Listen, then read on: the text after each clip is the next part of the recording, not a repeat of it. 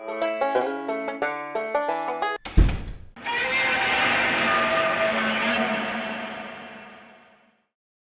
everybody, Yankee here. Today I want to talk about a very serious topic. You know, many times in the past I've said I'm a Second Amendment absolutist. I don't agree with any gun control. I think it's unconstitutional. And until someone amends the Constitution, that opinion's not going to change.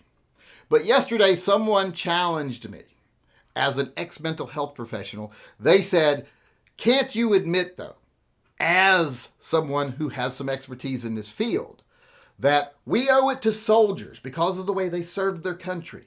We owe it to them to protect them. And since they are soldiers, that means their rates of suicide are much higher than non-soldiers, civilians. So therefore, they're in a special category and we got to take special measures. And like I said, we owe it to them to protect them, to do everything we can because of their service. So therefore, going in and taking firearms from veterans who are suffering from depression or PTSD is a good idea. Whether you disagree with it as far as being unconstitutional or not, you have to at least agree that it is a good idea. And I will say, yes, I do agree. We do owe it to veterans to do what we can to help lower the suicide rate. But we should be doing that for everybody. But with veterans, there's greater need. And we do owe it to them for serving their country. But taking their guns away, I do not agree with. Even if there was no constitutional amendment that made it unconstitutional, I still wouldn't agree with that method of dealing with depression or PTSD.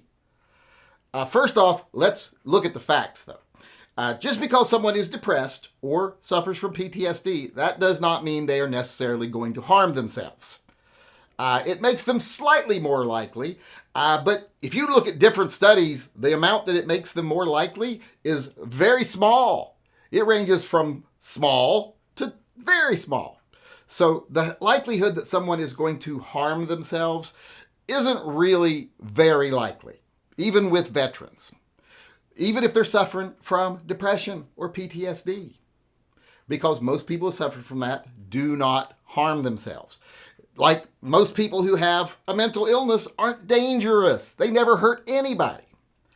Mental health has a bad stigma, especially things like depression, PTSD. And acting like, oh no, they're fragile now, they're made of porcelain, or they're dangerous simply because they have this, that just furthers the issue. And if someone is depressed, someone is suffering, especially if they're suffering from PTSD and they're having feelings of guilt, or inadequacy, or paranoia even, coming in and taking their guns away is so dangerous. You run the risk of taking someone who might not have ever got to that stage where they harmed themselves and just furthering their trip towards that. You exasperate their chances of getting to that stage. Because now, not only do they have all the other problems they had, but they're like, now I'm a criminal. They've come and they've taken my rights away. I'm less than human. I'm not even a pure citizen. I served my country and they're doing this to me. You know, that's not something you want to have someone who's suffering from depression or PTSD already have running through their head. So it's just a really bad idea.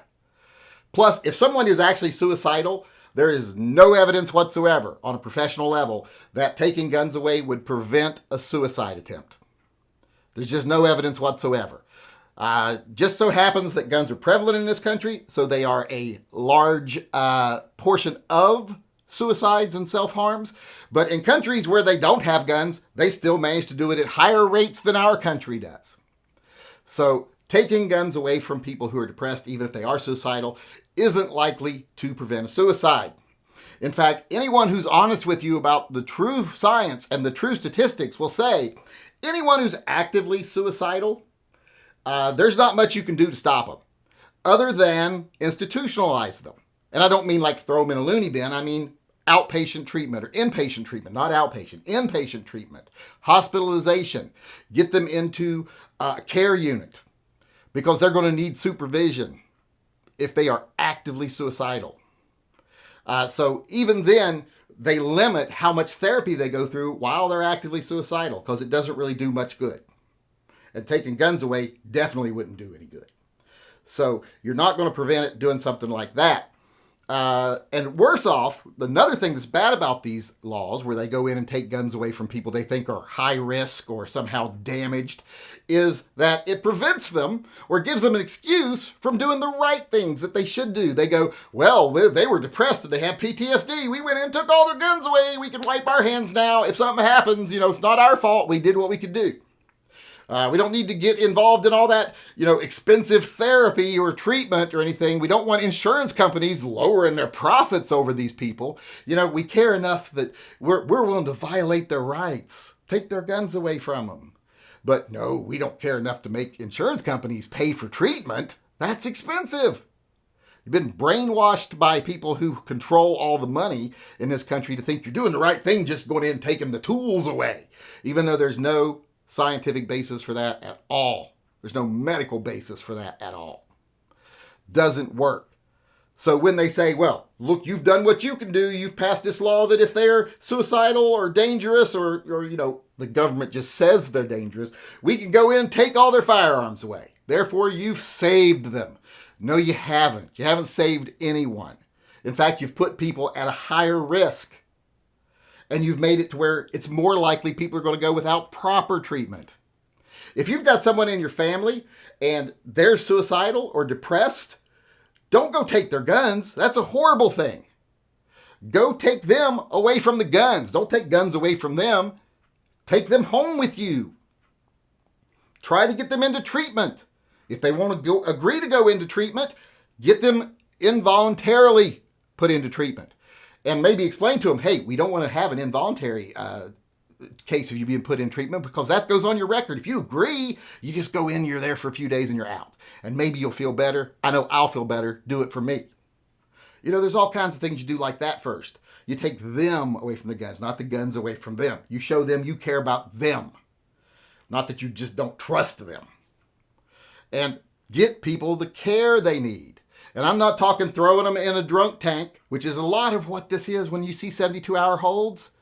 I know so many sheriff's departments, police departments, where they do their 72-hour psychiatric holds is they take them to some hospital somewhere that's operating for profit, and they basically put them on a locked recovery ward with drug addicts and alcoholics. And they just basically leave them there for 3 days, maybe come in and do a psych eval or something, and then let them go. Because they're not funded to do actual treatment. Insurance companies won't cover the actual treatment. And therefore, people who would actually care and want to give them proper treatment don't get hired by these hospitals. Because they can't afford to pay them because the insurance won't pay them and they got to make a profit. So that's another thing we got to start doing. We got to start making sure these people get proper care. Don't just throw them in a drunk tank for 3 days, which is basically what those are. Actually get them the care they need. If you know someone, family, friend, whatever, like I said, do what you can for them. I love how people are like, I care so much I'm going to have a law written that the government can come in and take your property, but I don't care enough for you to spend the weekend with me while I try to convince you to get help. And that's kind of like what these laws do. They make those people that would otherwise do that feel okay with not doing that because, oh, I did something. And like I said, the action of taking their guns away from them is just a negative action, period. So if someone is suicidal, you have to intervene. You have to make sure you take them away from the bad situations, monitor them, get them into proper care. That's the only thing that will actually help. And people who are just depressed or suffer from PTSD, if you start taking their rights away from them, start treating them like they don't matter, you're more likely to push them to a level where they will self-harm. So no, as a mental health ex-professional, I cannot agree with red flag laws. I cannot agree with taking guns away from even veterans who are depressed or suffering from PTSD. What I support is offering them care, destigmatizing mental health, having it to where when they do go to a hospital, they get the care they need, where insurance companies have to cover this stuff.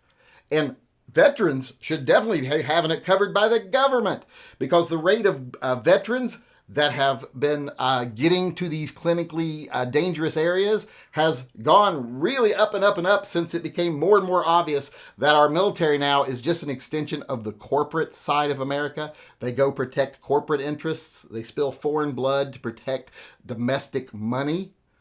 And that's caused more and more problems in the military. We need to get rid of that. The military just needs to be the military. And they need to be cared for properly when they come back. And for people who are not in the military, insurance companies need to help them. Families need to step in. Friends need to step in. They need to get them into treatment. And then when they get in treatment, there has to be a course there for them to actually get it done. There has to be a way for hospitals to pay mental health professionals, therapists. There has to be a way for the people that need the therapy to pay for that. There needs to be a way to make the insurance companies cover that. Hell, maybe even require hospitals, for every $1 billion you make, you have to provide this much care to the society that you're feeding off of. Something like that.